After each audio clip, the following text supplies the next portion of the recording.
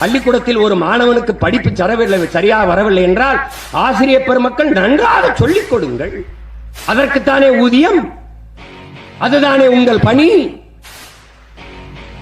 ஒரு முறை பதியவில்லை என்றால் திரும்ப மறுமுறை சொல்லிக் கொடுங்கள். மறுமுறை என்றால் 3வது முறை 4வது முறை சிறப்பு பயிற்சி வைத்து கூட கற்றுக் கொடுங்கள். அதை விட்டுவிட்டு ஆடு மாடு மேய்க்கத்தான் லாயக்கு என்றால் ஆடு மாடு மேய்ப்பது அவ்வளவு இழிவு அவமானமாகிவிட்டதா? ஆடு மாடு மேய்ப்பது அவமானம் அல்ல, வெகுமானம், வருமானம் என்பதை உணராத வரை உன் நாடு பொருளாதாரத்தில் வளராது. ஒரு மயிரை புடுங்க.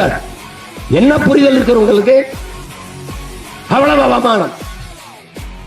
ஆனால் வாரம் ஞாயிற்றுக்கிழமை ஆனால் கறிக்கடையில போய் நின்று 1/2 கிலோ கறி கொடுங்கள், எலும்பில்லாத நல்ல கறியாக கொடுங்கள், நெஞ்செலும்பு கறியாக கொடுங்கள். அதை எந்த நாட்டு கேட்கிறது?